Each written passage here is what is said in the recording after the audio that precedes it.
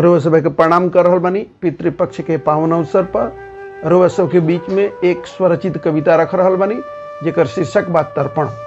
श्रद्धा से करी श्राद्ध तर्पण, श्रद्धा से करी श्राद्ध तर्पण, सेवा में करी तन मन अर्पण।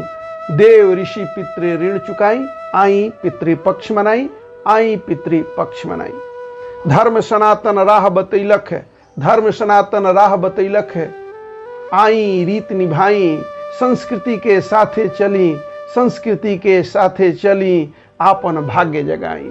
आशीर्वाद पितरन के पाके, आशीर्वाद पितरन के पाके, यश वैभव पुत सुख पाई। आई पितृपक्ष मनाई, आई पितृपक्ष मनाई। रोम रोम रीनी बा राउर, रोम रोम रीनी बा राउर, रउआ के जे जग में लैलख। आपन सुध बुध ऊ बुला के, आपन सुध बुध ऊ भुला के, पलकन रउआ के बैठेलख। चुनलख काट रहिया के राउर, जे चुनलख काट रहिया के राउर, ओकरा के जन बिसराई। आई पितृपक्ष मनाई, आई पितृपक्ष मनाई। श्रद्धा से करी श्राद्ध तर्पण, सेवा में करी तन मन अर्पण। देव ऋषि पितृ ऋण चुकाई, आई पितृपक्ष मनाई।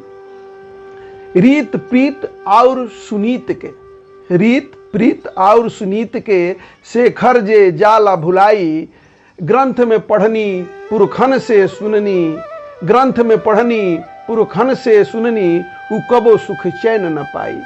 रीत प्रीत और सुनीत के, शेखर जे जाला भुलाई। ग्रंथ में पढ़नी पुरखन से सुननी, उ कबो सुख चैन न पाई।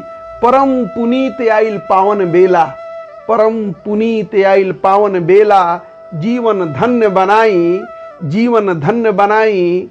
आई पितृपक्ष मनाई। श्रद्धा से करी श्राद्ध तर्पण, सेवा में करी तन मन अर्पण।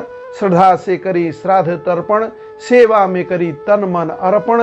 देव ऋषि पितृ ऋण चुकाई, आई पितृपक्ष मनाई, आई पितृपक्ष मनाई। धन्यवाद। सब पितरन के नमन बंदन करत रउआ सब के बीच में अब हम अपन कविता के विराम दे रहल बानी। प्रणाम।